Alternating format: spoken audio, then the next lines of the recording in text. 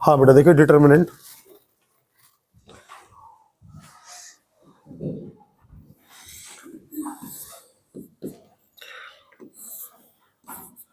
A11, A12, A13, A21, A22, A23, A31, A32, A33।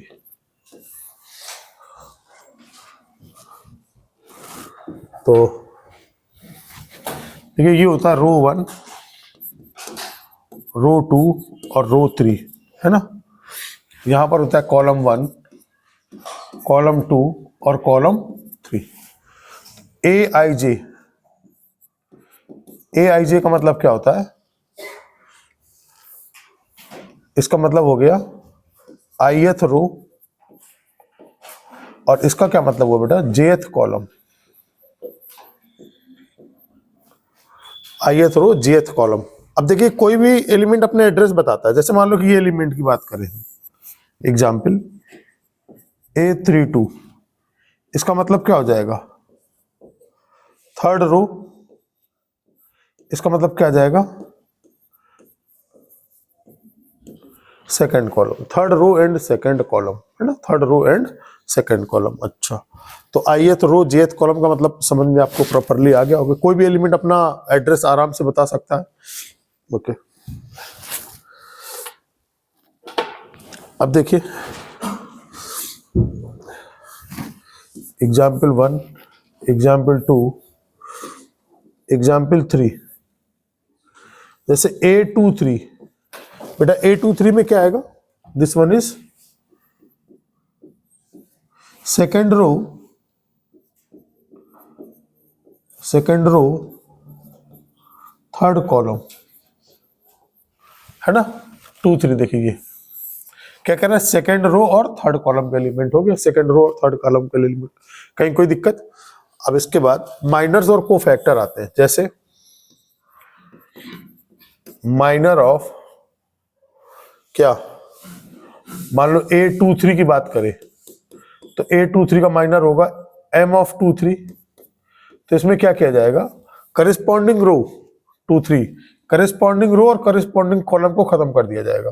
रो और column तो बचेंगे क्या? ये 4 टर्म बचेंगे आपके पास, A11, A12, A31, A32, A11, A12, A31 और A32। बेटा कहीं कोई दिक्कत? करिस्पॉन्डिंग रो और कॉलम को खत्म कर 2 और 3, सेकंड रो और थर्ड कॉलम को खत्म किया, A11, A12, A31, A32। अब इसको सॉल्व करने के लिए क्या करोगे? मल्टीप्लाई कर दो इसे, A11, A32 minus A12, A31, M(23). कहीं कोई दिक्कत है? कोई परेशानी? अच्छा, A21, 21 का मतलब क्या हुआ? सेकेंड रो और फर्स्ट कॉलम, सेकेंड रो और फर्स्ट कॉलम खत्म हो जाएगा तो क्या बचेगा? Minor of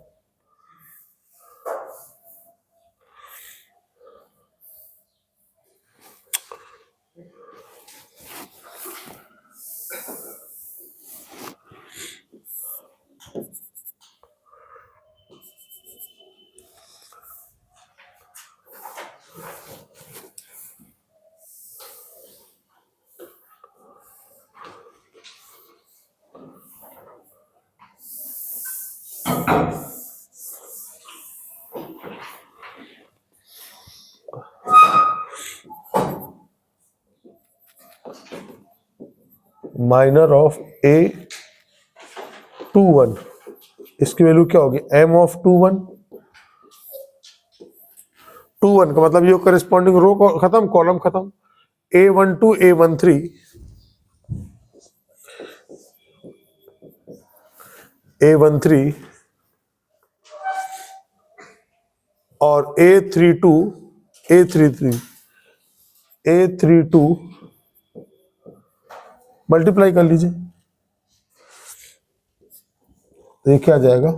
A12, A33, A13, A32। Note कर लो।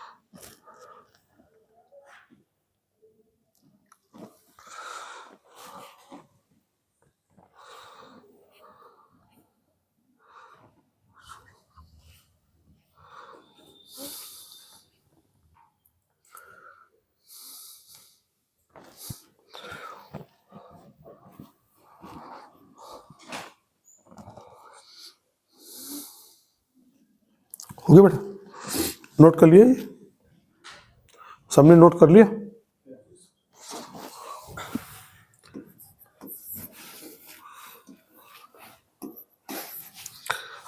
अब आता है कोफैक्टर। डिटरमिनेंट बना लेते हैं पहले। A11, A12, A13, A21, A22, A23, A31, A32, A33, है ना। तो कोफैक्टर एक टर्म होता है,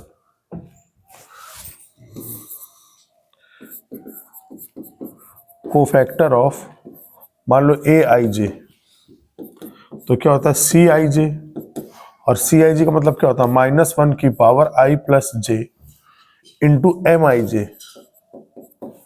अभी जो हमने माइनर निकाले थे M123 वही होता है। तो जैसे कोफैक्टर ऑफ, मान लो हमें 2-3 निकालना है, तो क्या आ जाएगा C ऑफ 2-3, तो -1 की पावर 2 प्लस 3 M ऑफ 2-3, तो ये कितना आ जाएगा, माइनस आ जाएगा। M ऑफ 2-3 का मतलब क्या हुआ, 2-3 करिस्पॉन्डिंग रो और कॉलम खत्म कर दो तो ये बचेंगे 4 term, A11, A11, A12, A31 और A32, multiply A11, A32 minus A12, A31 जाएगा। तो माइनर और कोफैक्टर निकालना बेहद बेहद आसान है ना। अच्छा, अब देखिए, जैसे कोफैक्टर ऑफ A31, तो इसका मतलब क्या आएगा C31, इसका मतलब आ जाएगा -1 की पावर 3 प्लस 1 और M ऑफ 31, तो ये आ जाएगा +1, यानी 1 आ जाएगा। और यह लिखते ही क्यों है, M ऑफ 31 की वैल्यू क्या आएगी 31, 31, तो ये करिस्पॉन्डिंग रो खत्म कॉलम खत्म, तो आ जाएगा A12, A12, A13, A22 और A23, मल्टीप्लाई कर लीजिए, A12, A23 minus A13, A22, कुछ इस तरीके का कोफैक्टर ऑफ A31, है ना, नोट कर ले। अच्छा, एक बात और है, जैसे हमें डिटर्मिनेंट की वैल्यू निकालनी है, value of determinant, value of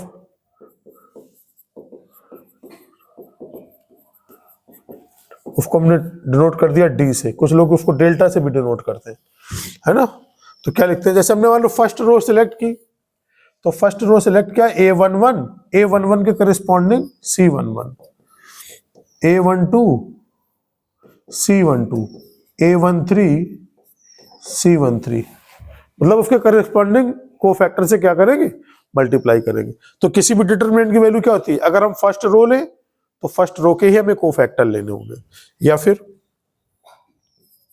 मान लो किसी ने कहा हम सेकेंड रो लेंगे, तो 21, 22, 21, C21, 22, A22, C22, A23, C23, ये भी वैल्यू डिटरमिनेंट के इक्वल होगी, और ये वैल्यू भी डिटरमिनेंट होगी, A31, C31, A32, C32, A33, C33। तो डिटरमिनेंट की वैल्यू किसी भी रो के करस्पॉन्डिंग पता की जा सकती है, चाहे तो फर्स्ट रो, चाहे तो सेकंड रो, चाहे तो थर्ड रो।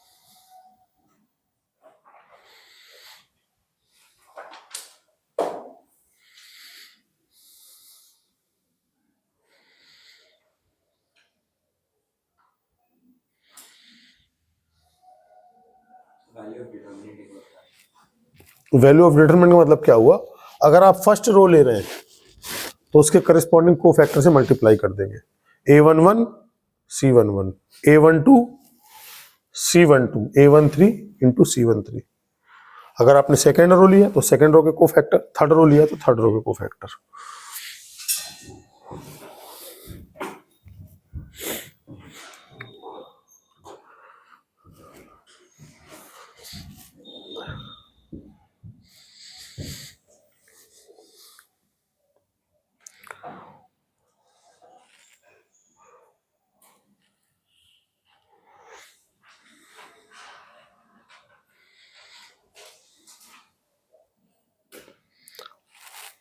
बेटा नोट हो गया सबका? नेक्स्ट पेज करें। अब देखिए, जैसे हमने डिटरमिनेंट लिख दिया A11 A12 A13 A21 A22 A23 A31 A32 A33। तो देखो इसमें जो बनता है माइनस प्लस की पावर वो देख लेते हैं। -1 की पावर 1 + 1, -1 की पावर 1 + 2, -1 की पावर 1 + 3, 2 + 1 2 + 2 2 + 3, 3 + 1 3 + 2 और 3 + 3। तो ये बेटा क्या आ जाएगा, plus minus plus minus plus minus plus minus plus, कुछ ऐसा आ जाएगा, है ना, -1 की पावर में। तो अब क्या करेंगे, अब जैसे फर्स्ट रो के करस्पॉन्डिंग हम ले रहे हैं A11 C11 A12 C12 और A13 C13। तो इसका मतलब क्या आ जाएगा, अब देखिए क्या करें, -1 की पावर इसमें फॉल्व कर देता हूं, -1 की पावर 1 + 1 M11 A12 -1 की पावर 1 + 2 M12, ये तो बताया था मैंने बेटा को फैक्टर के बारे में, और A13 -1 की पावर 1 + 3 और M13। चलिए A11 ये तो प्लस हो जाएगा, M11 की वैल्यू क्या, करस्पॉन्डिंग रो खत्म इसकी, तो क्या लिखते हैं A22 A22 A23 A32 और A33। M11 का मतलब करस्पॉन्डिंग रो और करस्पॉन्डिंग कॉलम खत्म, तो ये 4 टर्म बच जाएंगे। अब ये माइनस प्लस माइनस हो जाएगा, A12 M12 क्या होगा, इसके करस्पॉन्डिंग रो खत्म कॉलम खत्म, कॉलम और रो खत्म, तो क्या आएगा A21 A21 A23 A31 और A33। ये प्लस आ जाएगा A13, फिर M13 करस्पॉन्डिंग रो और कॉलम खत्म हो जाएगा, तो क्या आ जाएगा A21 A22 A32 A31 और A32। इसको सॉल्व करना आसान है, इन दोनों का multiply A22 A33 minus A23 A32 minus A12, इसका multiply A21 A33 minus A23 A31 plus इसका मल्टीप्लाई A21 A32, कुछ ऐसा हो गया बेटा, कहीं कोई दिक्कत? अच्छा, अब लोग इसको क्या करेंगे, इसको डायरेक्ट भी लिखते हैं, डायरेक्ट लिखने का मेथड बताता हूं अभी आपको।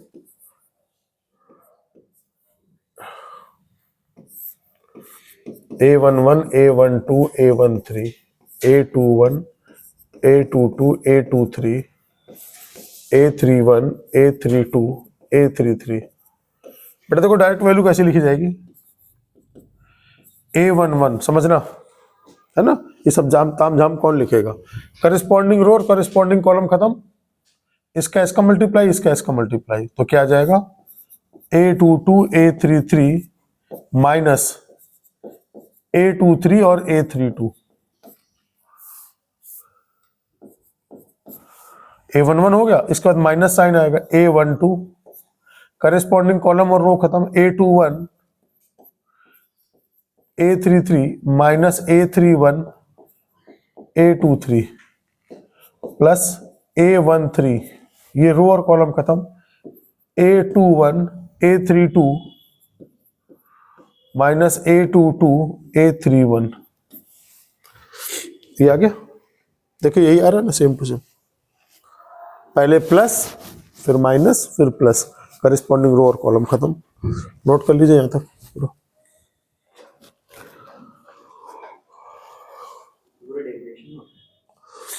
कर लो नोट, क्या दिक्कत है, तुम्हारी मर्जी, जितना नोट कर लो।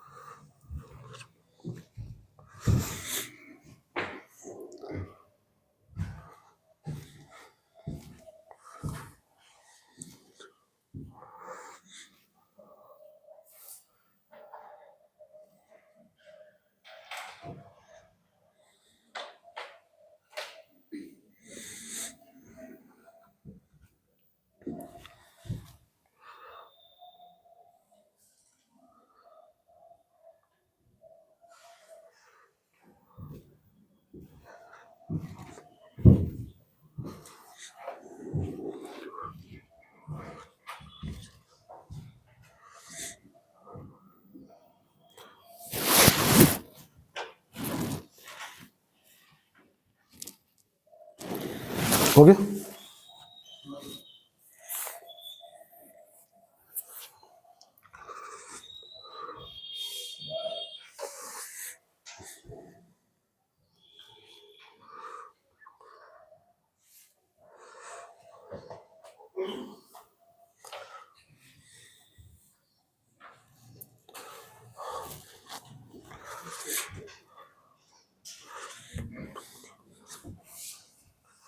रफ कर दो बेटा।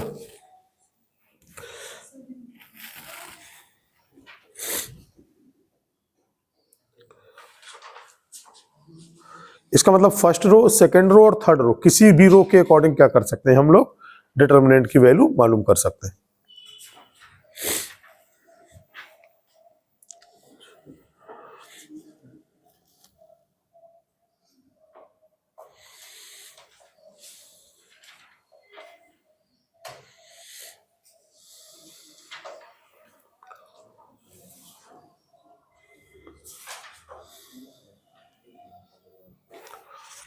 नेक्स्ट पेज करें बेटा, सगुन नोट कर लिया।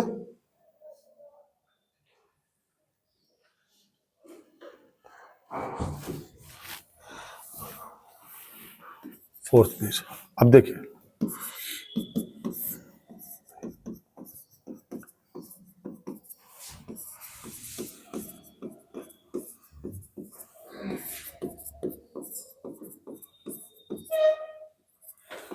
और अगर ऐसा आ जाए, मान लो हमने क्या किया, फर्स्ट रो लिया और सेकंड के हमने करिस्पॉन्डिंग को फैक्टर ले लिए,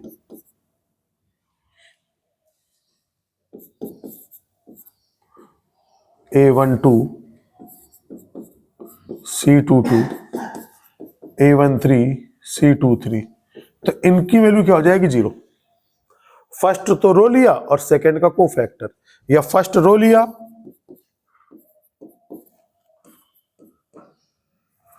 और थर्ड का को फैक्टर,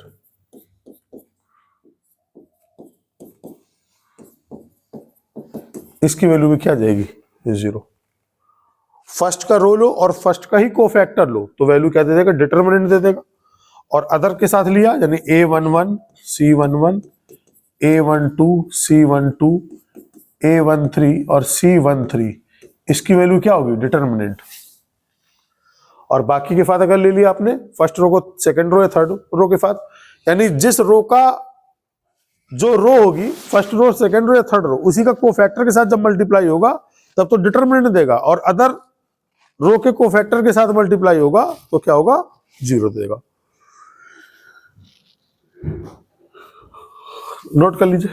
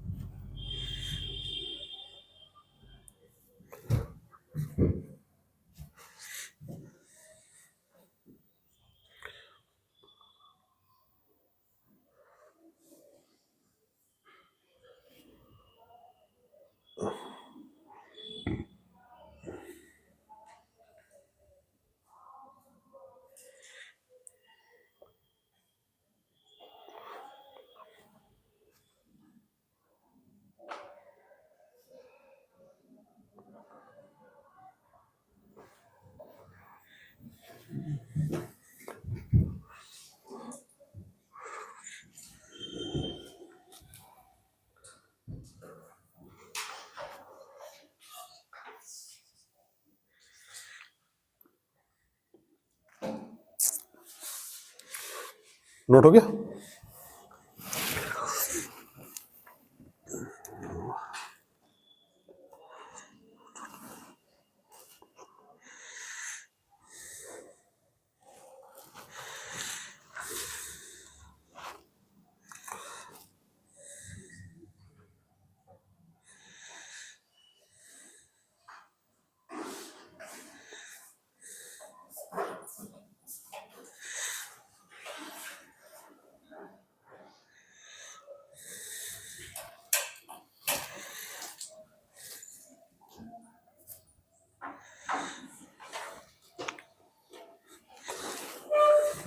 लिखिए प्रॉपर्टीज।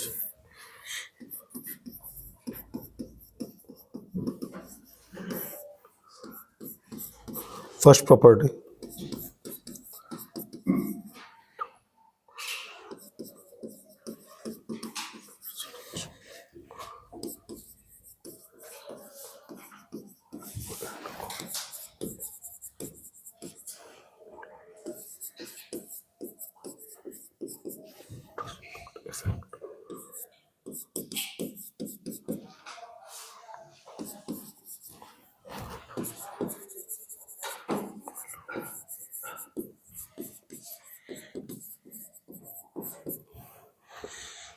हाँ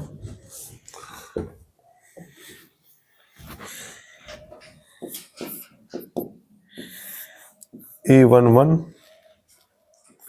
A12 A13,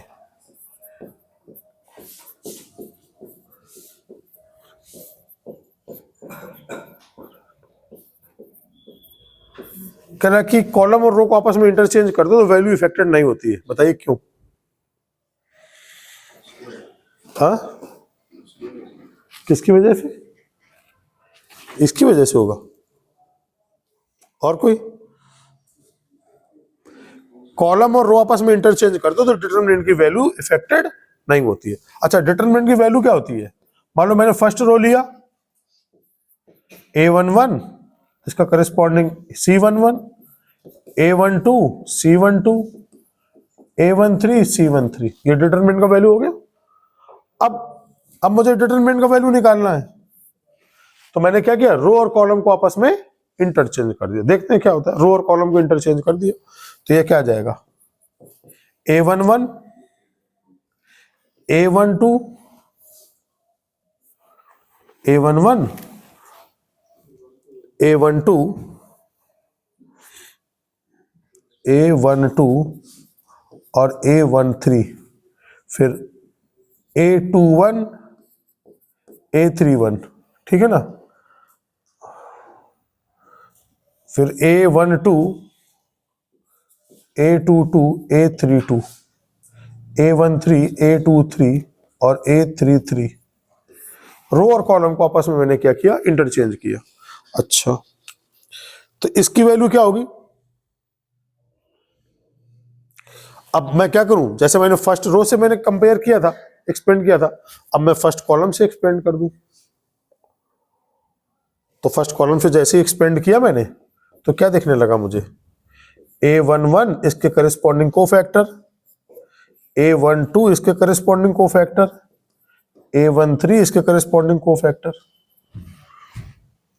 तो क्या ये भी वैल्यू डिटरमिनेंट की वैल्यू हो जाएगी? हो जाएगी। अब मैंने फर्स्ट कॉलम से कर दिया, अब देखिए ये भी डिटरमिनेंट की वैल्यू है, ये भी डिटरमिनेंट की वैल्यू है, तो क्या ये वैल्यू और ये वैल्यू आपस में सेम है? सेम ही तो लिखा हुआ है, इसका मतलब इन दोनों की डिटरमिनेंट वैल्यू आपस में क्या होगी, सेम होगी। कोई डाउट? नोट करिए। तो कुल मिलाकर दिमाग में क्या रखना है, अगर प्रूफ नहीं याद रखना कोई दिक्कत नहीं, कॉलम और रो को इंटरचेंज कर दोगे तो वैल्यू डिटरमिनेंट की चेंज नहीं होगी। यहां पर दिखा देते हैं आपको एग्जाम्पल में। जैसे मान लो लिखा है 2 3 4 8, इसकी डिटरमिनेंट की वैल्यू कितनी आ रही है, 16 माइनस 12, 16 माइनस 12, तो ये वैल्यू कितनी आ जाएगी, 4। आप आपस में इंटरचेंज कर दो, तो 2 3 4 8, अब करिए तो 16 माइनस 12, रो और कॉलम को इंटरचेंज किया तो वैल्यू चेंज हुई क्या, नहीं हुई ना। नोट करिए। फर्स्ट प्रॉपर्टी है, फर्स्ट प्रॉपर्टी क्या हुई है कि रो और कॉलम को इंटरचेंज करने पर उसकी वैल्यू चेंज नहीं होती है।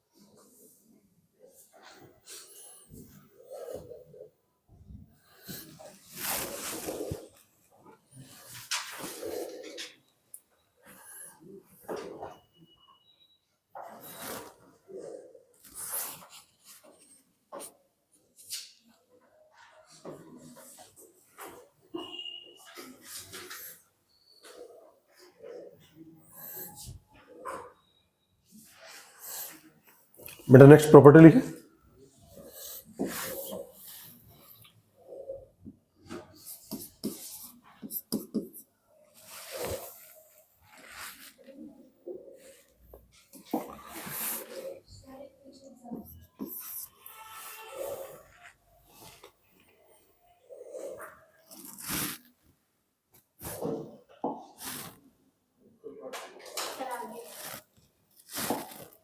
अच्छा,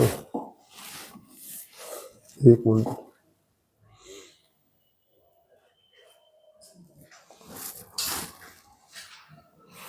हाँ बेटा, सेकंड प्रॉपर्टी,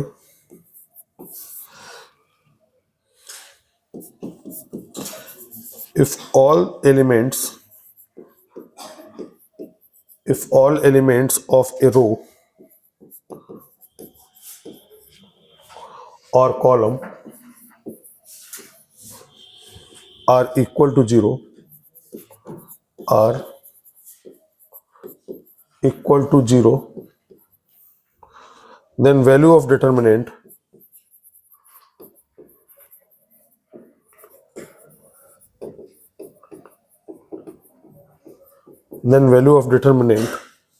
is 0.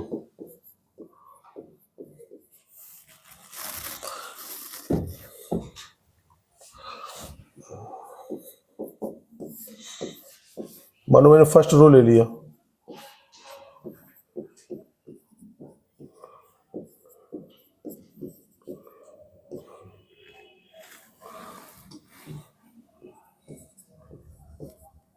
अब देखिए कह रहा है कि इफ ऑल एलिमेंट ऑफ ए रो और कॉलम आर इक्वल टू 0, सारे एलिमेंट, किसी रो के सारे एलिमेंट 0 हो जाए। फर्स्ट रो के सारे एलिमेंट मैंने 0 कर दिए, तो इसकी वैल्यू क्या आएगा, 0 into C11, 0 into C12, C13,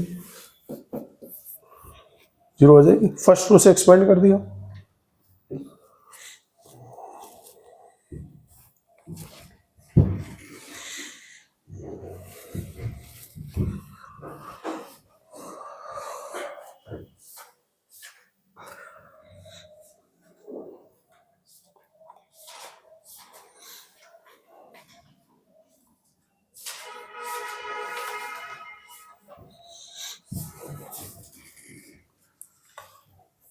second property होगी। थर्ड प्रॉपर्टी,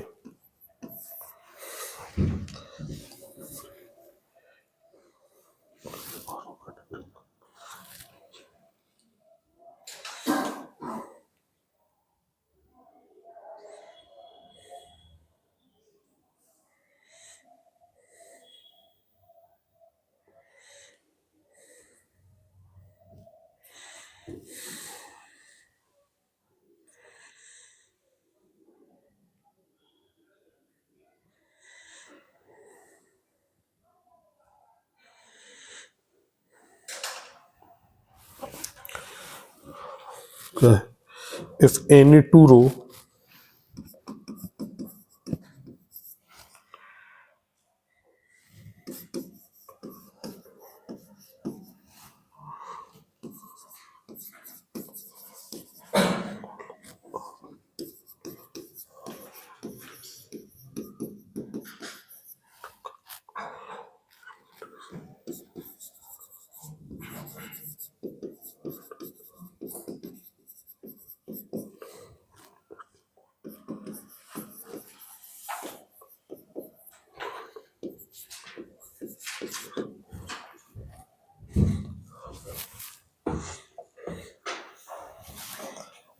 अब देखिए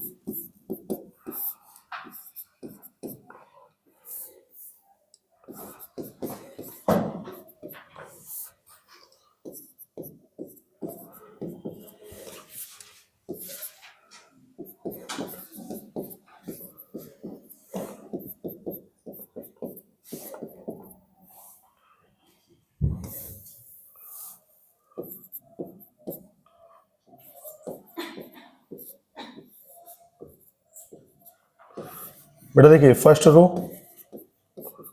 सेकंड रो और थर्ड रो,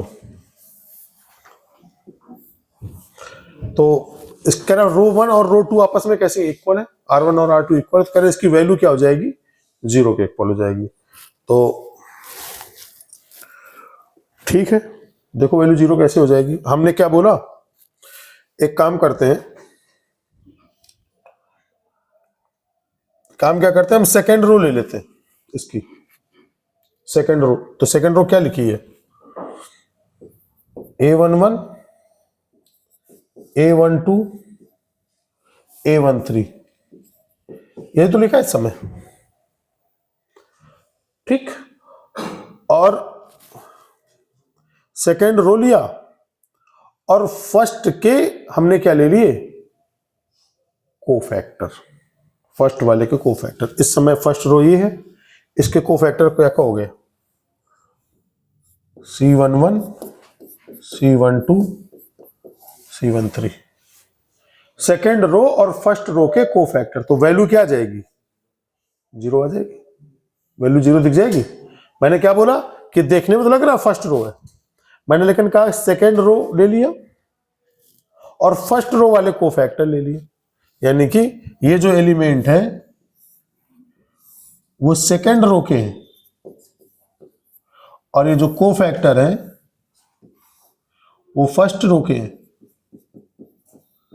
तो क्या डायरेक्टली वैल्यू क्या आ जाएगी, 0 आ जाएगी। बताया था मैंने कि अगर फर्स्ट रो लो तो फर्स्ट रो के ही कोफैक्टर लेने होंगे, अगर आपने सेकेंड रो ले लिया और फर्स्ट रो के कोफैक्टर ले लिए तो वैल्यू क्या आ जाएगी, डायरेक्टली 0 आ जाएगी। नोट करो, कहाँ रह गए आज अनमोल, टाइमिंग आया था, मैं बैच उसमें ग्रुप में टाइमिंग आया था, उसमें 10:30 था क्या, अच्छा कोई बात नहीं। तुम्हें ऐसा लगा होगा कि सर 10:30 बजे आएंगे,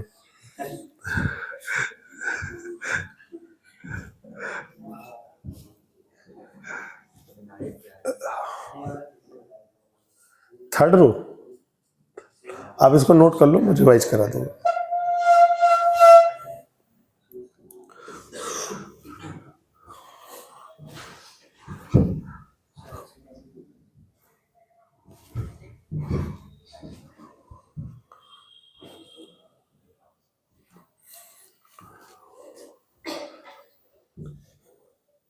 इस पूरे चैप्टर में केवल प्रॉपर्टीज है, 6-7 प्रॉपर्टी, तो वो मैं प्रॉपर्टीज अभी करवा देता हूँ, बस चैप्टर कंप्लीट हो जाए, क्वेश्चन करेंगे इसके ऊपर।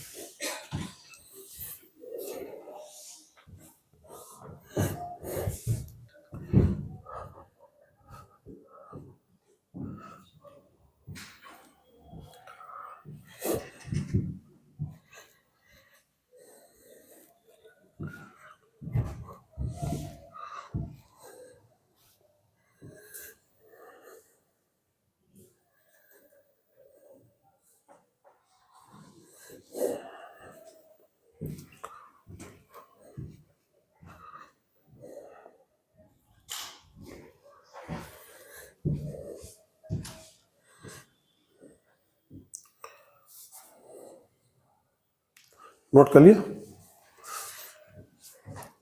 देखिए अभी फर्स्ट प्रॉपर्टी में बताया था मैंने, डिटरमिनेंट की वैल्यू निकालना तो आपको आता ही है। अगर फर्स्ट रो ले और फर्स्ट के ही कोफैक्टर से मल्टीप्लाई करे तो वो डिटरमिनेंट की वैल्यू दे देता है। फर्स्ट प्रॉपर्टी, ये प्रॉपर्टी फर्स्ट, ये कोफैक्टर निकालना आता है ना, फर्स्ट रो लो और फर्स्ट के ही कोफैक्टर ले लो तो क्या दे देगा वैल्यू, वो डिटरमिनेंट की वैल्यू दे देगा। यहां था, यहाँ देखिए, इस एलिमेंट ऑफ,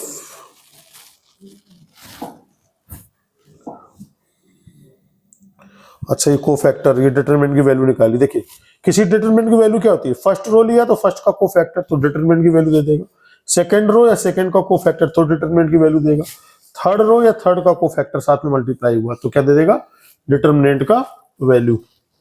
और इसी के साथ अगर हमने क्या किया तो ठीक है, हमने कहा कि चलो निकाल के देख लेते हैं। फर्स्ट रो ले लिया, फर्स्ट का कोफैक्टर ले लिया, कोफैक्टर की वैल्यू होती है -1 की power 1+1 of minor of M11। तो माइनर ऑफ M11 क्या होता है, करिस्पॉन्डिंग रो और करिस्पॉन्डिंग कॉलम को खत्म कर देते हैं, एलिमेंट आ जाता है। तो कुल मिला के डिटरमिनेंट की वैल्यू निकालना सिखाया, जैसे नॉर्मल तरीके से। क्या A11 लिया तो इसके करिस्पॉन्डिंग रो और कॉलम खत्म कर दिए, 4 एलिमेंट आ गए, तो इसका इसमें मल्टीप्लाई, इसका इसमें मल्टीप्लाई, तो डिटरमिनेंट का वैल्यू दे देगा। सेकेंड रो में मतलब सेकेंड टर्म A12 लिया तो 12 के करिस्पॉन्डिंग कॉलम और रो को खत्म कर दिया, तो 4 एलिमेंट बचे, तो इसका मल्टीप्लाई A21 और A33, A23 और A31 का मल्टीप्लाई, तो डिटरमिनेंट की वैल्यू निकालना सिखाया। इसके आगे बताइए प्रॉपर्टीज, क्या बताया प्रॉपर्टीज में कि अगर फर्स्ट रो ले रहे हो और फर्स्ट का ही कोफैक्टर ले रहे हो तो उसकी वैल्यू देगा डिटरमिनेंट। लेकिन अगर फर्स्ट रो ले लिया और सेकंड के कोफैक्टर ले लिए तो वैल्यू क्या दे देगा, 0। फर्स्ट रो लिया लेकिन थर्ड के कोफैक्टर के साथ मल्टीप्लाई कर दिया तो वैल्यू क्या दे देगा, 0 दे देगा। तो फर्स्ट प्रॉपर्टी क्या थी कि अगर रो और कॉलम को इंटरचेंज रो एंड कॉलम तो डिटरमिनेंट की वैल्यू चेंज नहीं होती है। तो मैंने क्या किया, फर्स्ट रो लिया और फर्स्ट के कोफैक्टर के साथ मल्टीप्लाई कर दिया तो डिटरमिनेंट की वैल्यू आ गई, ऐसी आ गई डिटरमिनेंट वैल्यू। अब यहां पर मैंने कहा चलो रो और कॉलम चेंज कर देते हैं, तो रो और कॉलम को इंटरचेंज कर दिया। अब क्या किया मैंने इस केस में मैंने फर्स्ट कॉलम लिया है ये वाला, तो जो ऑपरेशन रो के साथ करते हैं वही ऑपरेशन कॉलम के साथ भी करते हैं। अगर हमने फर्स्ट कॉलम ले लिया और फर्स्ट कॉलम के ही हमने कोफैक्टर ले लिए तो फर्स्ट कॉलम को कोफैक्टर क्या होगा, C11, C12 और C13। तो फर्स्ट कॉलम और फर्स्ट कॉलम के कोफैक्टर के साथ मल्टीप्लाई किया तो क्या ये दोनों वैल्यू आपस में इक्वल है, तो इसका मतलब ये दोनों वैल्यू भी आपस में इक्वल होंगी। तो इसका मतलब रो और कॉलम को इंटरचेंज करने पर वैल्यू चेंज नहीं होती है। यहां से भी दिख रहा है 2 3 4 8, तो मल्टीप्लाई करने पर ये सॉल्व करने पर 4 आएगा।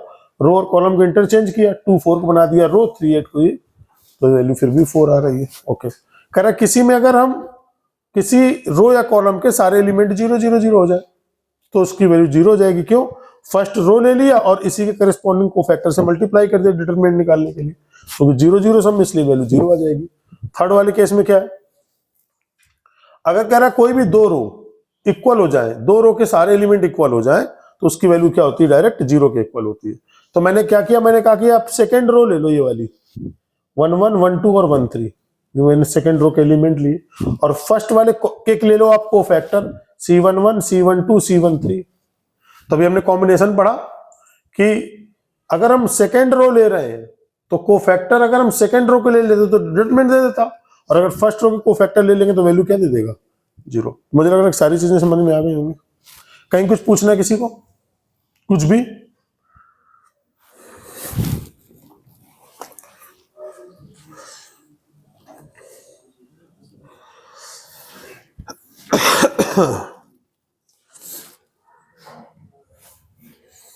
नेक्स्ट,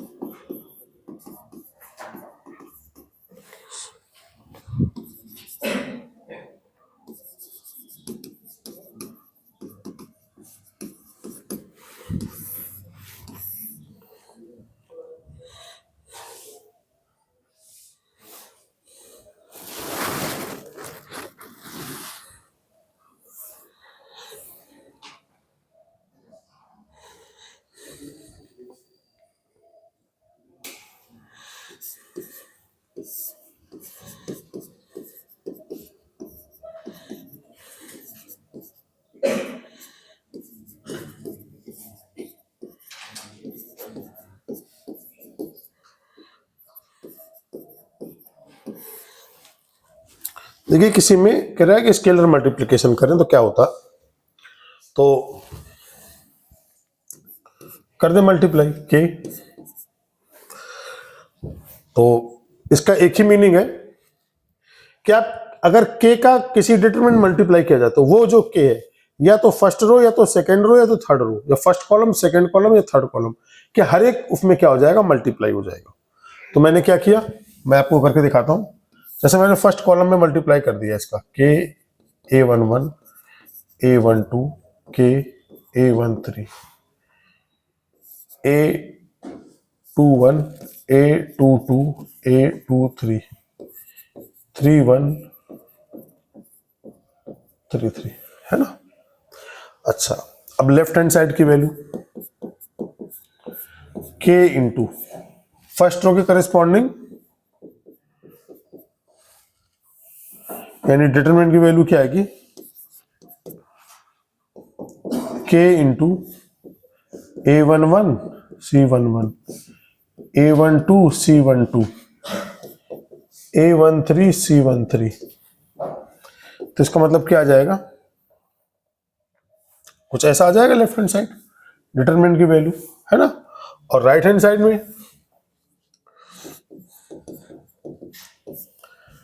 डिटरमिनेंट की वैल्यू क्या आएगी? अब इसको भी फर्स्ट रो से एक्सपेंड कर दिया तो k इंटू A11, ये तो फर्स्ट एलिमेंट हो गया, इसके corresponding cofactor C11 plus k into A12 C12 C13, इन सबसे k कॉमन ले लो,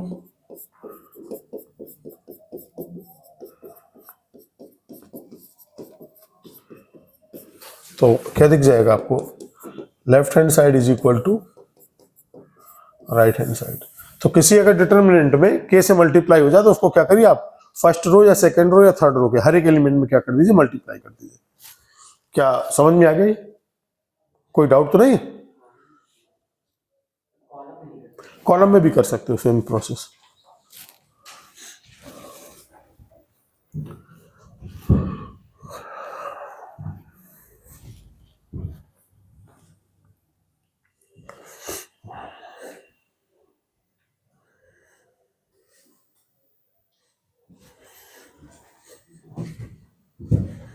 मैट्रिसेस डिटरमिनेंट का बुकलेट आ चुका है आपके पास, पहले दे दिया था मैंने, तो आप उसको साथ में कैरी कर सकते हैं।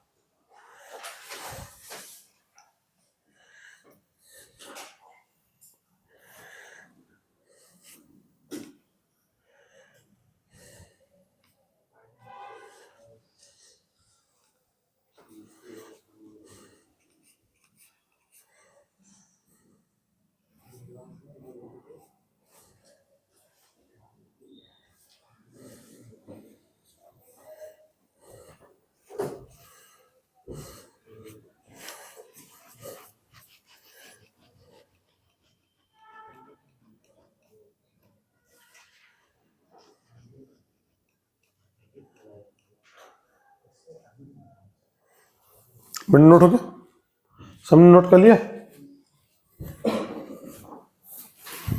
7th पेज कह रहा सम ऑफ टू डिटरमिनेंट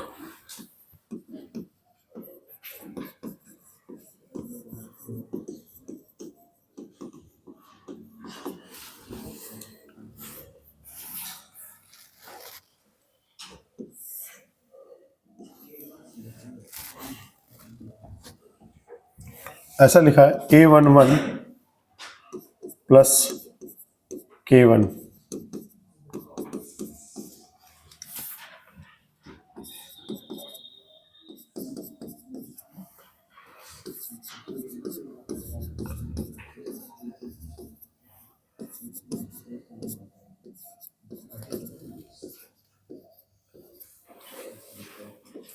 बेटा इसको कैसे लिखोगे? इसको लिखोगे आप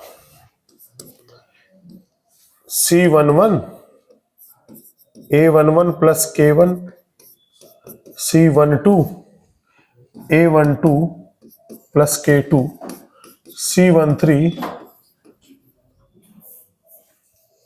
A13 प्लस K3। बेटा ऐसे तो लिखा होगा इसको। मैंने इसका क्या किया, फर्स्ट रो ले लिया और फर्स्ट रो के करस्पॉन्डिंग कोफैक्टर ले लिया। अब आप इसको मल्टीप्लाई कर दो तो क्या दिखेगा आपको, C11 A11 plus C11 K1, C12 A12 plus C12 K2, C13 A13 plus C13 K3। इसको अलग अलग कर लो, जिसमें K नहीं हो वो वाले टर्म ले लो, K वाले टर्म साथ में लिख लेना। C11 A11 C12 A12 C13 A13 plus K times of, नहीं इसको लिख लीजिए C11 K1 C12 K2 C13 K3। बेटा इस डिटरमिनेंट को क्या लिख सकते हैं, इसको ऐसा लिख सकते हैं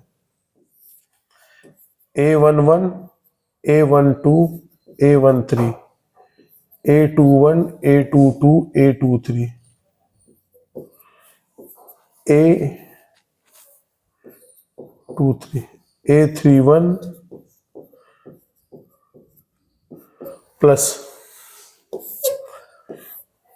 K1 K2 K3 और C12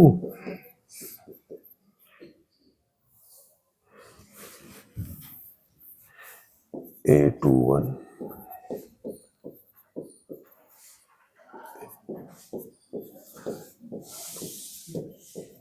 बेटा लिख सकते हैं ये फर्स्ट डिटरमिनेंट है, ये फर्स्ट डिटरमिनेंट की वैल्यू यही तो लिखी है, और ये क्या लिखा है, उस डिटरमिनेंट में केवल क्या चेंज हो गया है, K1 K2 K3 चेंज हो गया। तो इसका मतलब क्या हुआ कि अगर ऐसा लिखा होगा कोई डिटरमिनेंट तो पहले पहले फर्स्ट एलिमेंट ले लेंगे, फिर इसके बाद बाकी दोनों रो एज इट इज, फिर दूसरे डिटरमिनेंट प्लस कर देंगे, इसमें फर्स्ट एलिमेंट ले लेंगे, सेकेंड वाला प्लस ये, इस तरह से ब्रेक कर लेंगे हम।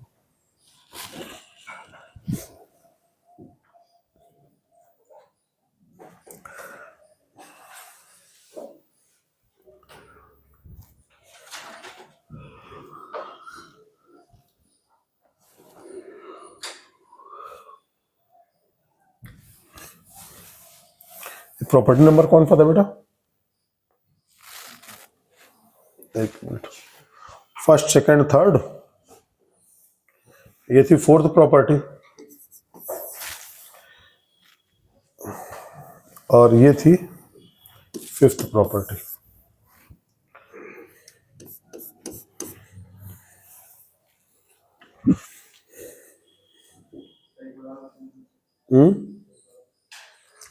इसको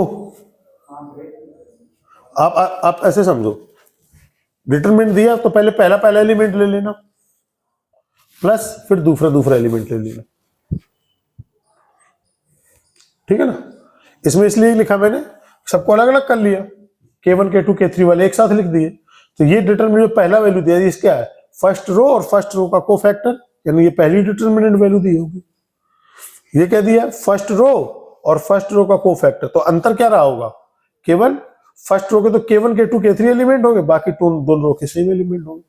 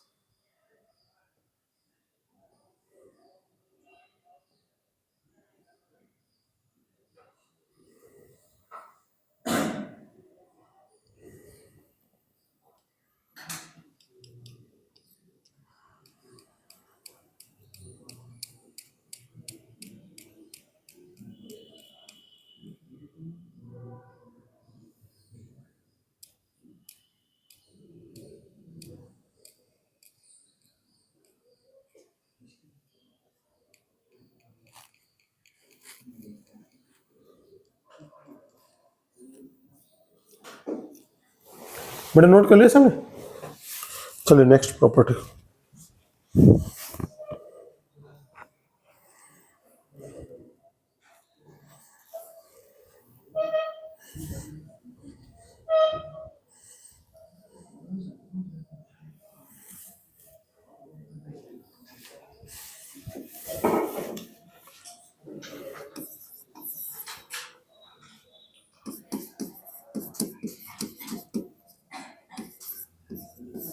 Property 6. If we interchange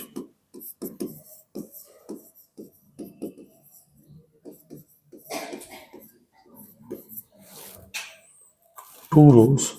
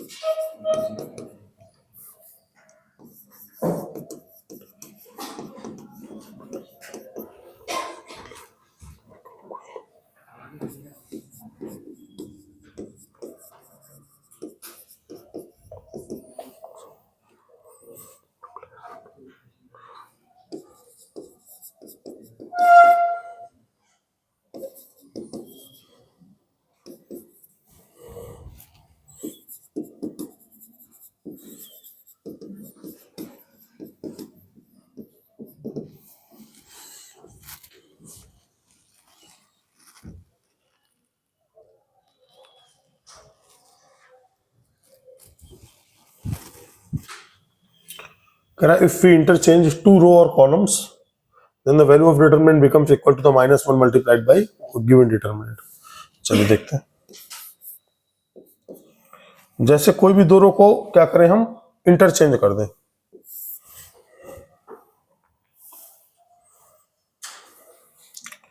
तो क्या लिख दें हम, ऐसे लिख देते हैं ABC और PQR LMN। डन, कोई दिक्कत? अब क्या करोगे, किन्हीं भी दो रो के आपस में क्या कर दो, आप इंटरचेंज कर दो। किन्हीं दो रो को आपस में क्या कर दो, इंटरचेंज कर दो, वैल्यू पता लग जाएगी क्या हो रही है। अच्छा, मैंने कहा कि ठीक है ऐसा करो,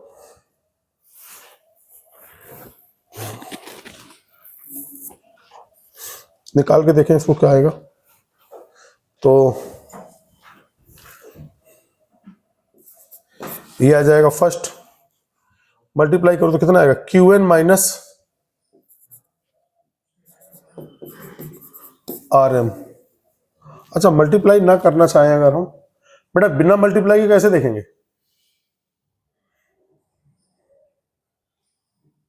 कोई उपाय है बिना मल्टीप्लाई के जान जाए?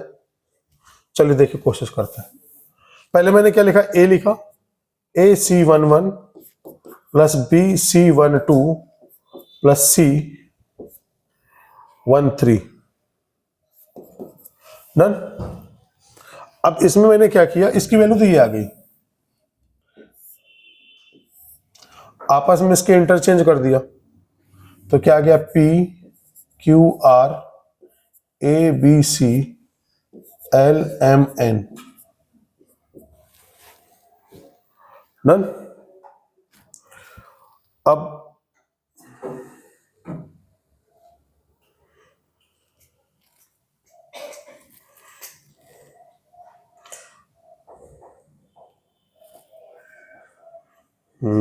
इसके लिए एक प्रॉपर्टी एक और लगानी पड़ेगी, लेकिन वो प्रॉपर्टी तो अभी बताई नहीं मैंने, तो आपको तरीका, सिंपल तरीका यही होगा कि आप वैल्यू निकाल लें, वो ज़्यादा बेटर होगा, है ना।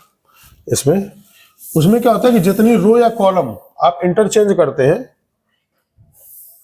देखिए ये वैल्यू क्या आ जाएगी, A, बेटा इसको खत्म, तो QN minus RM plus B, नहीं minus B,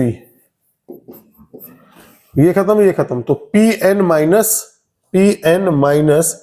LR plus C, ये finish, PM minus q L. बेटा ऐसा आ गया? कहीं कोई दिक्कत? यहां तक बेटा कोई दिक्कत है? अब हम एक काम और कर दो, मल्टीप्लाई कर दो A Q N minus A R M minus B P N minus minus plus B L are.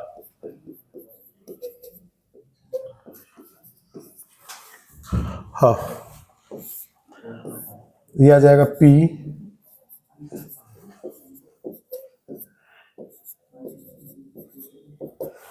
तो अब आप क्या करो, आप सेकेंड रो से इसमें एक्सपेंड कर दो ए। बेटा सेकेंड रो से एक्सपेंड किया तो क्या दिखेगा आपको? पहले माइनस आ जाएगा, देखिए यहां पर अल्टरनेट होता है, plus minus plus minus plus minus plus minus plus, ऐसा होता है। तो जब सेकेंड रो से एक्सपेंड करें तो यहां पर क्या आएगा? माइनस। इसके करिस्पॉन्डिंग रो खत्म, कॉलम खत्म, तो क्या आएगा? Q N minus r m, q N minus r m, एकदम वैसे ही दिखने लगेगा।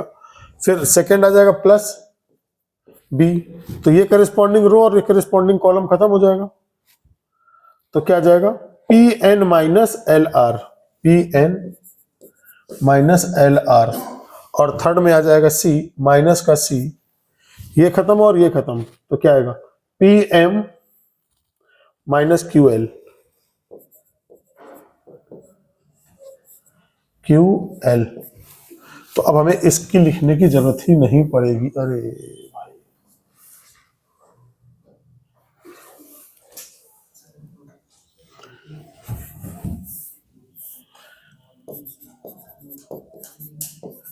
अब देखिए बेटा इसमें और इसमें क्या डिफरेंस आ रहा है? माइनस साइन का डिफरेंस आ रहा है।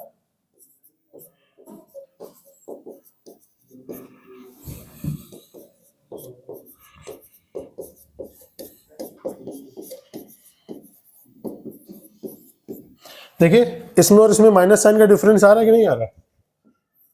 तो ये फर्स्ट और ये सेकंड, तो इसका मतलब क्या आ जाएगा?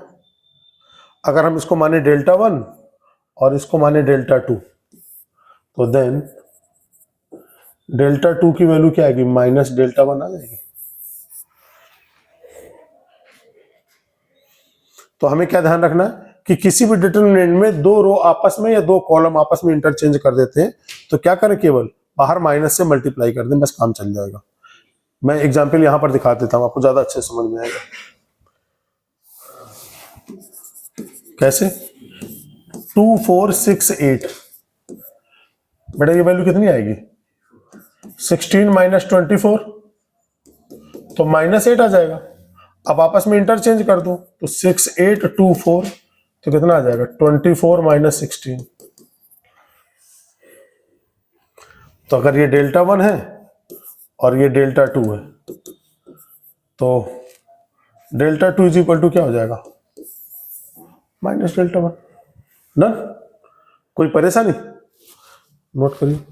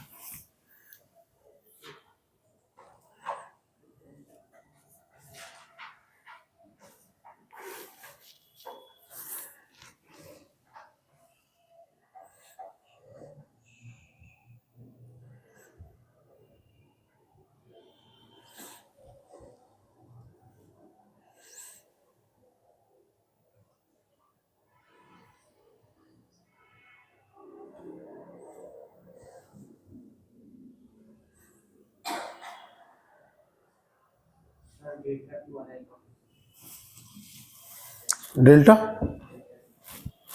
ये आपस में मैंने इंटरचेंज कर दिया रो, फर्स्ट और सेकंड रो को, और यहाँ पर सेकंड रो से एक्सपेंड कर दिया। तो सेकंड रो से एक्सपेंड करते हैं तो कैसे आता है साइन, माइनस प्लस माइनस आता है। दिखाते हैं यहाँ पर आपको, ये देखो ये प्लस माइनस साइन ऐसे आते हैं। तो सेकंड रो के साइन कैसे है, माइनस प्लस माइनस। देख लिया, तो मुझे लगता है कि समझ में आ गया होगा। एक प्रॉपर्टी और,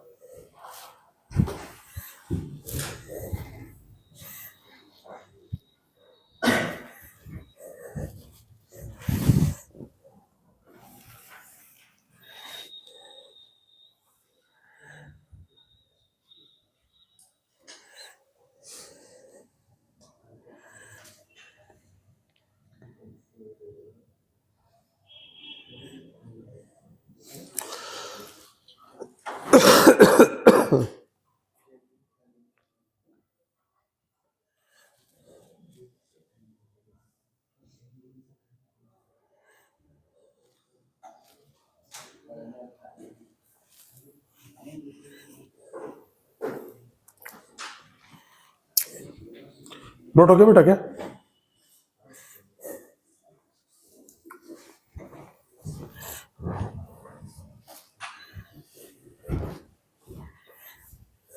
ठीक है, नेक्स्ट।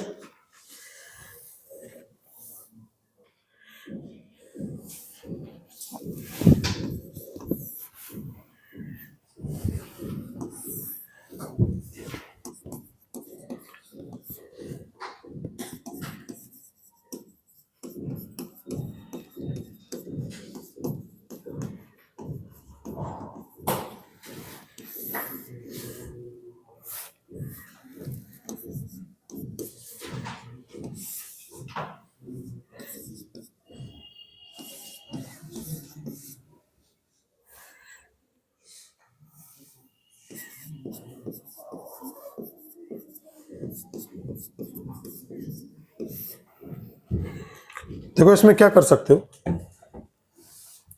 कोई भी रो कोई भी कॉलम में आप ट्रांसफॉर्मेशन कर सकते हो। मान लो मुझे फर्स्ट रो में करना है R1 की जगह पर, तो मुझे R1 को एज इट इज रखना पड़ेगा। ध्यान से देखना बेटा, इसी का यूज है पूरा ट्रांसफॉर्मेशन का ही। फर्स्ट रो को फर्स्ट रो, अगर हम फर्स्ट रो से ट्रांसफॉर्म कर रहे हैं, कोई चेंज करें, तो R1 को एज इट इज रखना पड़ेगा। R2 और R3 में कुछ भी कर सकते हो आप, किसी से भी मल्टीप्लाई, के R2 प्लस L R3, तो डिटरमिनेंट की वैल्यू चेंज नहीं होगी, यानी डिटरमिनेंट की वैल्यू क्या आएगी, सेम आएगी। तो वो मैं आपको दिखा देता हूं। तो ये डेल्टा 1 मैंने मान लिया, ठीक है ना। तो डेल्टा 2 की वैल्यू मैंने लिखा, क्या चेंज करने के बाद R1 में क्या करना है, A1 R1 के एलिमेंट सेकेंड वाले में किससे मल्टीप्लाई होता है, K से, तो आएगा K इंटू B1, फिर इसमें किससे होता है, L से, तो L इंटू C1, ऐसे ही होगा। सेकेंड रो में K का मल्टीप्लाई और थर्ड रो में L का मल्टीप्लाई, और फर्स्ट रो के साथ में ऐड करना है। कोई दिक्कत? तो इसका मतलब आ जाएगा, सेकेंड एलिमेंट क्या आ जाएगा, A2 plus KB2 plus LC2, फिर A3 KB3 प्लस LC3, और ये क्या आएगा, B1 B2 B3 C1 C2 और C3। कोई डाउट, कोई परेशानी तो नहीं है? अब इसको हम क्या करें, तीन डिटरमिनेंट में ब्रेक कर लें।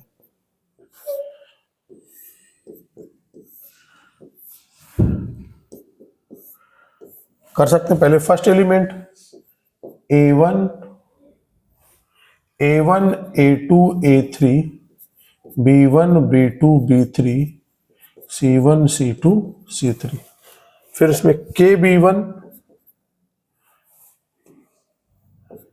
KB1 KB2 KB3, फिर B1 B2 B3 C1 C2 C3, और यहां पर आएगा K नहीं, K नहीं, L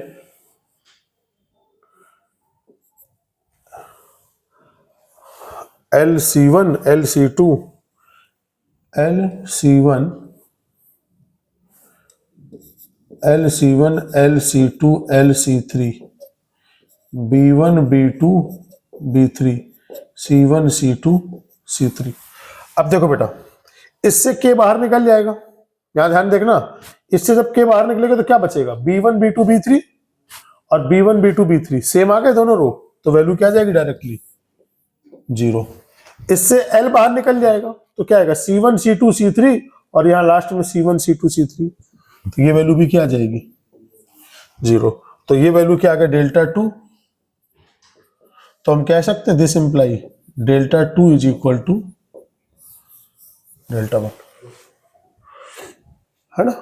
वहां पर डायरेक्टली प्रॉपर्टी लिखी हुई है, केवल यहां पर इसका मीनिंग समझ में आ रहा है कि कहां से 0 होते हैं, ये दोनों इक्वल आपस में क्यों होते हैं, ठीक है ना, नोट करिए।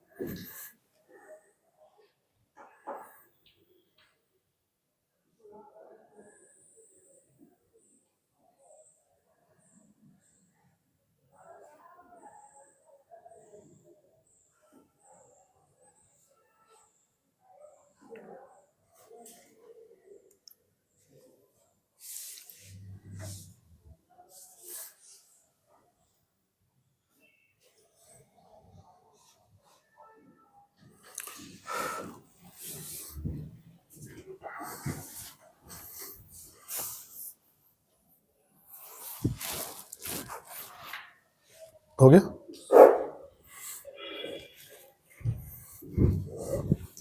अच्छा, कोई अगर ये बोले कि नहीं सर हम एक काम करेंगे, हम तो R1 में भी किसी ना किसी चीज से मल्टीप्लाई करेंगे, हमारा मन है हम मल्टीप्लाई करेंगे ही करेंगे, ठीक करो भाई। मान लो डेल्टा की वैल्यू क्या दे दी, मैं नंबर लिख लेता हूं, वो क्या, अब बेटा ध्यान से देखना इसमें क्या चेंजेस आएंगे, क्या चीज 2 ही लिखा है मैंने, कैलकुलेशन आसान होगा मुझे करना, है ना, बाकी चाहे 2 में करो चाहे 4 में करो चाहे 15 में करो, क्या फर्क पड़ना। अच्छा, तो जैसे आप क्या करो, मान लो कि आपने कहा कि R1 के प्लेस पर मैं K से मल्टीप्लाई करूंगा, KR1, और या ठीक है किसी नंबर से मल्टीप्लाई करेंगे, 3r1 + 5r2 ऐसा करूंगा मैं। तो मैं कह रहा हूं कि ठीक है मल्टीप्लाई करो, लेकिन क्या करना होगा आपको, अगर डेल्टा 1 ये है और आपने इसमें क्या किया 3 से मल्टीप्लाई किया, तो ऑब्वियस है कि डेल्टा 2 आ जाएगा। तो r1 की जगह चेंज कर दो, इसमें 3 से मल्टीप्लाई करो तो ये क्या जाएगा, और इसमें क्या करो 5 से मल्टीप्लाई करो, तो 3 × 3 + 5 × 8, 3 × 4, 3 × 4 + 5 × 5, और ये 8 5 आ जाएगा। कोई दिक्कत?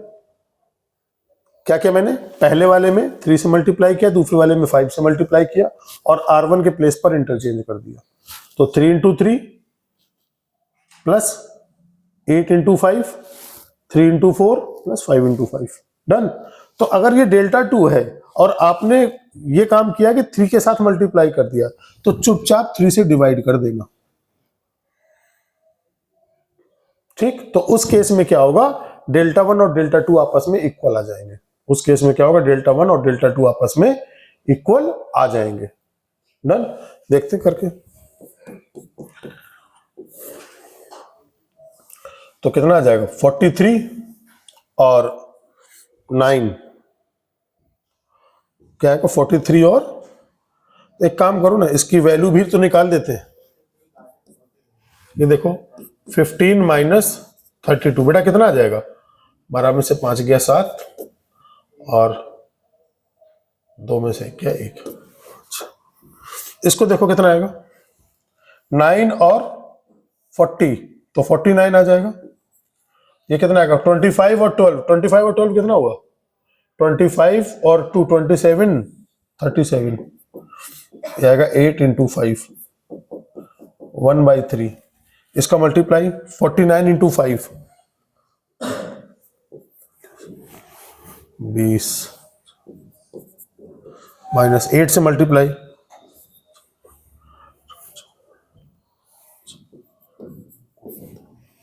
सब्ट्रैक्ट कर लीजिए,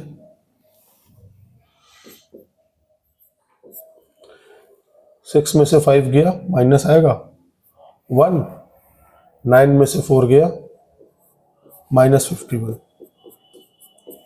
आगे बराबर, ठीक। बात समझ में आ रहा हो कि अगर R1 में कुछ ना करते तब तो आंसर सेम आता, लेकिन अगर R1 में भी आपने मल्टीप्लाई कर दिया, तो जिससे मल्टीप्लाई करना उसी से क्या कर देना, डिवाइड कर देना। बात समझ में आ गई, नोट करिए। अरे ये डिटरमिनेंट की वैल्यू निकालनी है, तो मैं कह रहा हूं अगर R1 की जगह इंटरचेंज करो, तो R1 में क्या करना, किसी से मल्टीप्लाई या डिवाइड नहीं करना। अगर मजबूरी में करना भी पड़ जाए, तो जो डिटरमिनेंट लिखना उतने नंबर से उसमें क्या कर देना, डिवाइड कर देना। R2 में कुछ किया तो कोई दिक्कत नहीं। R1 अगर R1 की जगह पे लिख रहे हो, तो R1 की जगह पर यहां पर भी R1 ही लिखना, उसमें कुछ मल्टीप्लाई डिवाइड नहीं करना।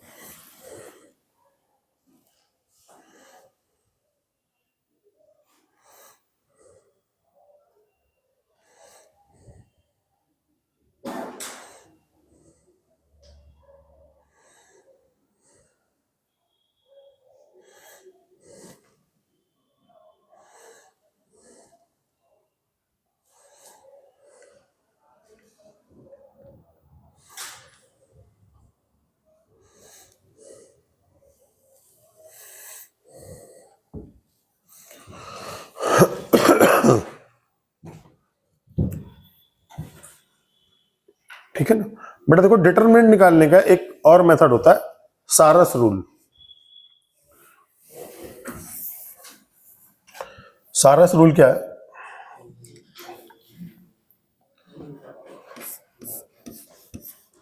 जैसे मान लो कि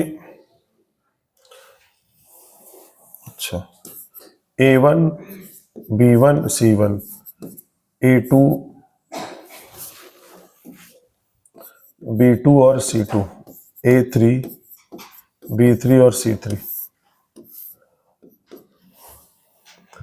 तो क्या करिए, ऐसे लिख लीजिए A1 B1 C1 A2 B2 C2 A3 B3 C3 और इसके बाद में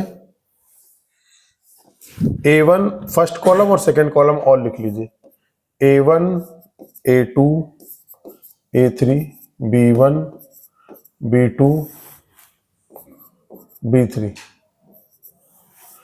अब इसके बाद मल्टीप्लाई करिए ऐसे, पहले इसको मल्टीप्लाई कर दो तो कितना आ जाएगा A1 B2 C3 A1 B2 C3, फिर इसका मल्टीप्लाई कर दीजिए प्लस B1 C2 A3, फिर इसका मल्टीप्लाई कर दीजिए C1 A2 B3 माइनस, अब नीचे से मल्टीप्लाई करिए A3 B2 C1, फिर B3 C2 A1, फिर C3 A2 B1।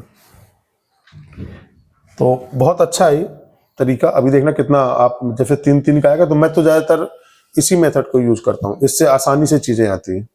ठीक है ना, तो सीख लिया होगा, कोई दिक्कत नहीं। पूरा डिटरमिनेंट लिखना है, फर्स्ट कॉलम और सेकंड कॉलम को एडिशनल लिख लेना है ना, नोट कर लीजिए। वैल्यू ऑफ डिटरमिनेंट बाय सारस रूल।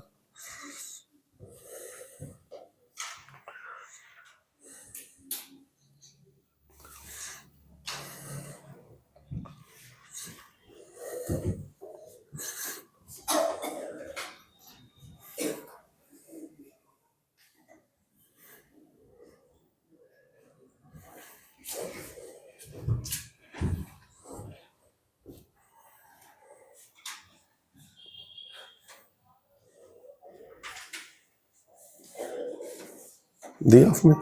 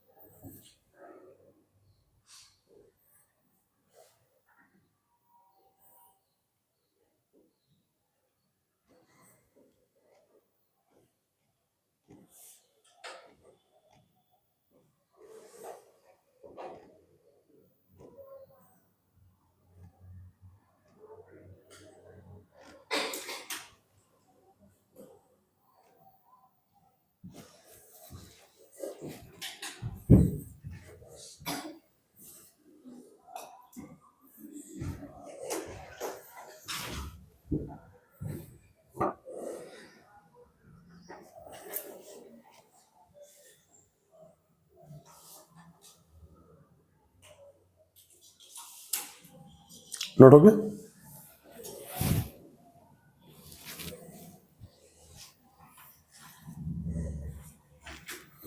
नेक्स्ट करो, नेक्स्ट किया जाए बेटा। कुछ देखो,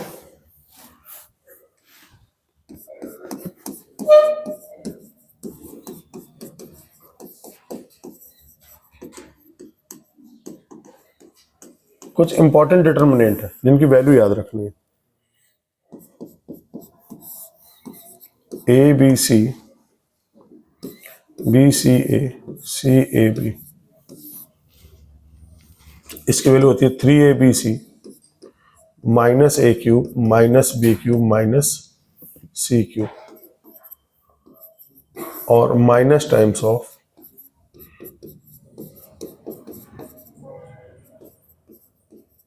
कुछ भी आ सकता है ना। देखिए प्रूफ करते हैं।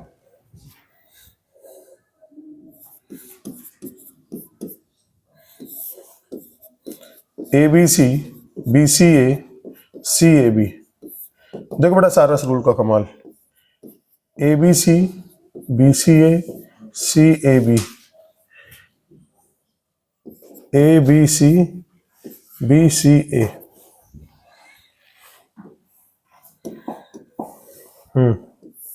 क्या वैल्यू आएगी मल्टीप्लाई करने पर?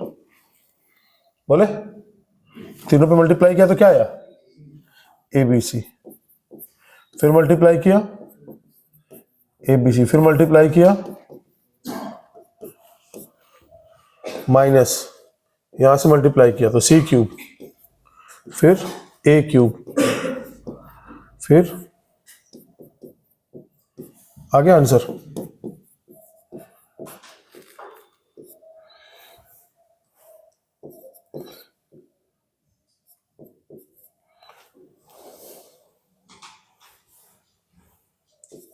ए cube minus B cube minus, proof हो गया। आसान एकदम, कैलकुलेशन में बहुत आसानी रहती है ना, क्योंकि तीनों नंबर का मल्टीप्लाई करना ज्यादा आसान है। नोट करते चले।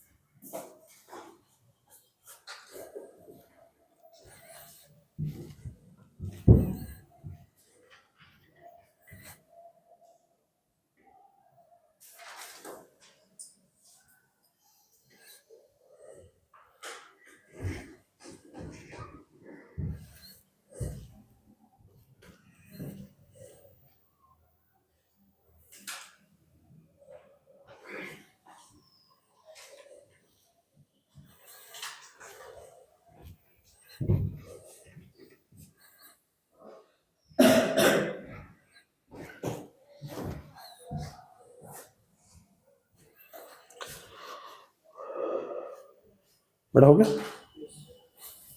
नेक्स्ट,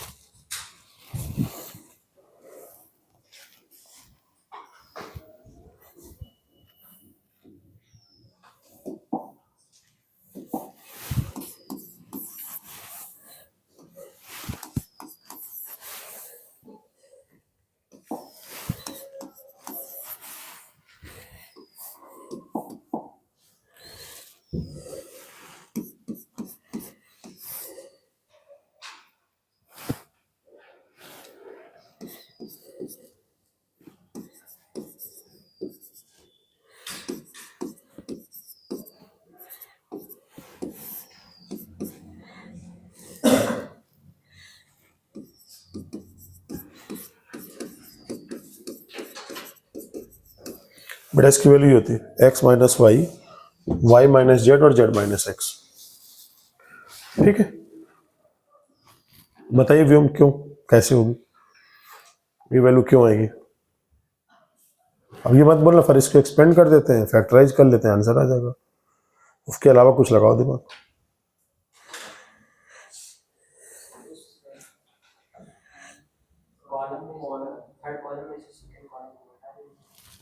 थर्ड कॉलम में से सेकंड कॉलम को घटा देंगे तो आ जाएगा एक्स स्क्वायर माइनस एक्स। वो तो बात घुमा फिरा के तुम कैलकुलेशन की बता रहे हो ना, ऐसे तो ये बोल दो फिर सीधे सीधे वैल्यू ही निकाल दो आप। मैं निकाल के दिखा देता हूं। क्या करो, R1 की जगह पर R1 माइनस R2 कर दो, R2 की जगह पर R2 माइनस R3 कर दो। जब 3 क्रॉस 3 का रहता है डिटर्मिनेंट तो एक साथ दो ऑपरेशन कर सकते हैं, दो से ज्यादा नहीं। तो देखिए R1 में से R2 सब्ट्रैक्ट किया तो क्या जाएगा, जीरो। ये क्या आएगा, एक्स माइनस वाई, इसको सब्ट्रैक्ट किया तो x square minus y square, इसमें से इसको सब्ट्रैक्ट किया तो जीरो, वाई माइनस जेड और y square minus z square, last में हो गया 1 जेड और जेड स्क्वायर। अब देखिए बहुत सिंपल सी बात है, फर्स्ट वाले रो से कॉमन क्या हो जाएगा, एक्स माइनस वाई। तो पहले से क्या आएगा, जीरो, फिर आएगा 1, ये आएगा एक्स प्लस वाई आ जाएगा। फिर एक्स माइनस वाई कॉमन हो गया तो 1 बचेगा, और इसको लिख सकते हैं x minus y x plus y. तो एक्स माइनस वाई निकल गया तो एक्स प्लस वाई। ये क्या आएगा, जीरो 1 और वाई प्लस जेड, ये आ जाएगा जीरो जेड और, हाँ जी,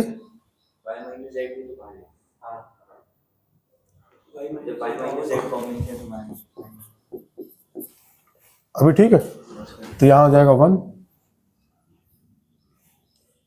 अब इसको क्या करो, फर्स्ट कॉलम से एक्सपेंड कर, तो ज्यादा आसान है करना फर्स्ट कॉलम से। तो एक्सपेंड किया फर्स्ट कॉलम से, तो x minus Y, Y minus z, first column से एक्सपेंड किया तो जीरो माइनस जीरो, फिर प्लस 1। तो 1 के करस्पॉन्डिंग रो खत्म और कॉलम खत्म, तो इसका मल्टीप्लाई इसमें होगा तो आएगा क्या, वाई प्लस जेड, और 1 का इसमें मल्टीप्लाई होगा तो minus x minus Y, y और वाई की सेवाएं समाप्त हो गई। X minus Y, Y minus z, z minus x, ये आंसर हो गया। ये नहीं सुनना चाहता था मैं, कुछ और सुनना चाहता हूं, थोड़ा दिमाग वाली बात। ये तो हो गया कैलकुलेशन है। हाँ बताता हूं, ऑब्जर्वेशन देखिएगा। अगर मैं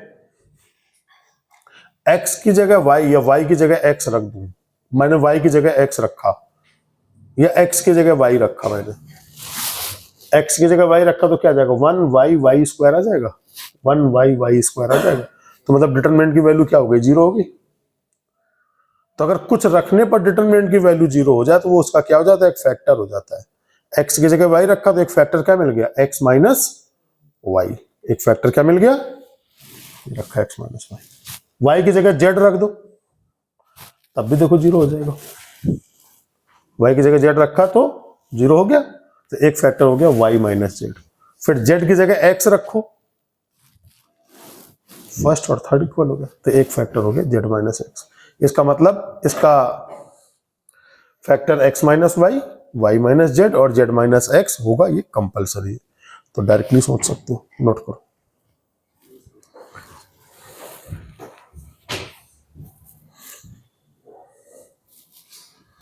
क्या बच्चा समझ में आ रहा है, यहाँ पर बीच में ये समझ में आई बात, जो मैंने x की जगह y रखना बताया। x की जगह y रखोगे तो क्या जाएगा, ये दोनों रो सेम बन जाएंगी तो जीरो हो जाएगा। तो जीरो हो जाएगा तो इसका मतलब x माइनस वाई क्या हो जाएगा, इसका एक फैक्टर हो जाएगा। ऐसे ही y की जगह जब z रखोगे तो ये दोनों सेम होकर कट जाएगा, तो y माइनस जेड फैक्टर हो जाएगा, फिर z माइनस एक्स फैक्टर हो जाएगा।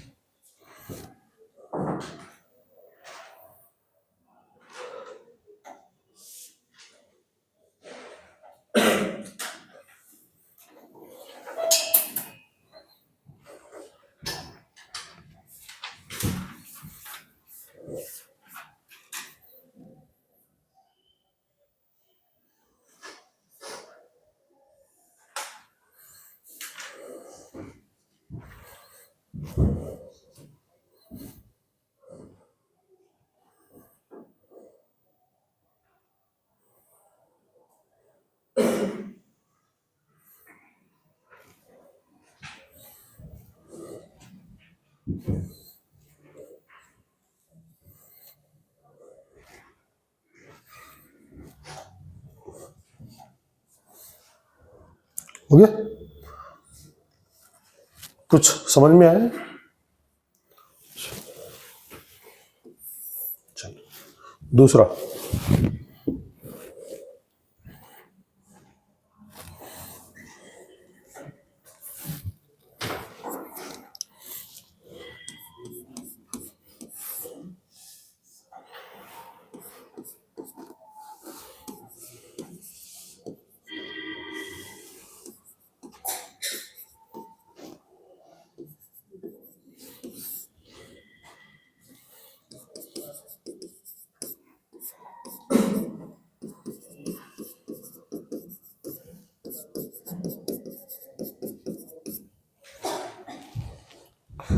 देखिए एक चीज और है, यहां पर जब आप मल्टीप्लाई कर रहे होगे तो 3 डिग्री बनेगी, x into y square, degree क्या आएगी 3, ठीक।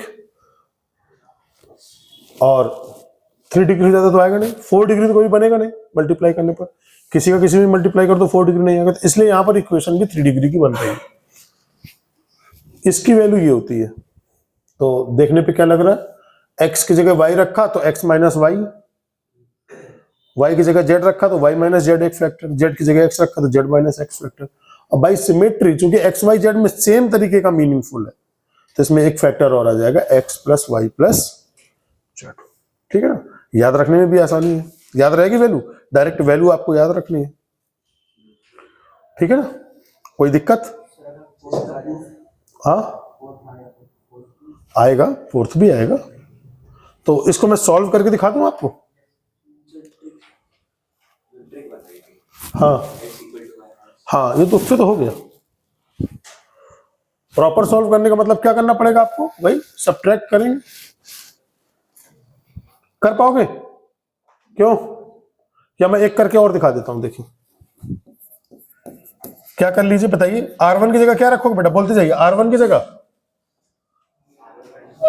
R1 माइनस R2, ज्यादा से ज्यादा जीरो लाने की कोशिश करेंगे। R2 की जगह पर R2 माइनस R3, तो R1 माइनस R2 किया तो जीरो, यह आ गया x माइनस वाई, और यहां पे सब्ट्रैक्ट किया तो x cube minus Y cube, तो जीरो, y minus Z, Y cube minus Z cube, फिर 1 z और z क्यूब। तो इसमें हम क्या करें, x माइनस वाई हमने ले लिया कॉमन, तो क्या मिलेगा 0 1, x माइनस वाई चला गया तो क्या बचेगा, x square plus y square plus x y, फिर आ जाएगा 0 फिर 1, फिर y square plus z square plus y z, फिर आ जाएगा 0 फिर जेड फिर जेड क्यूब, ये आएगा 1। बेटा फर्स्ट कॉलम से इसको एक्सपेंड कर दो, फर्स्ट कॉलम से एक्सपेंड करोगे तो x माइनस वाई, ये y माइनस जेड, तो x माइनस वाई और y minus z, first column से एक्सपेंड किया तो ये खत्म हो गया, ये खत्म हो गया, इसमें से इसको और इसमें से इसको सब्ट्रैक्ट करेंगे तो क्या मिलेगा, y square plus z square plus y z minus x square minus y square minus x y. कहीं कोई दिक्कत? अच्छा, तो अब इसके फैक्टर करने होंगे आपको। हाँ, तो देखिए ये क्या आएगा, नोट कर लो यहाँ तक, फिर बाद में फैक्टर करते हैं, जगह कम।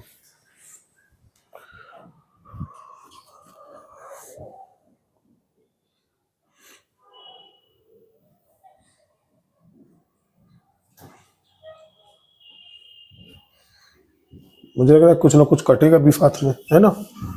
वाई स्क्वायर कट गया, इन दोनों में यहां पर ऐसा लिख लेता हूं, चलो ठीक है, x minus Y, Y minus z into ये z माइनस एक्स और z प्लस एक्स, और इन दोनों में y कॉमन हो जाएगा तो z माइनस एक्स आएगा,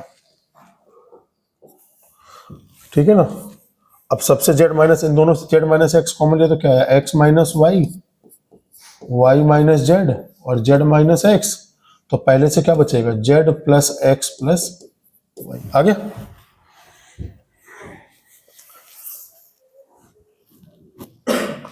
आई होप थोड़ा थोड़ा समझ में आने लगा होगा डिटरमिनेंट कि कैसे सॉल्व कर रहे हैं ना। हाँ, x cube minus Y cube का वैल्यू यहां लिख देता हूं। X cube minus Y cube होता है एक्स माइनस वाई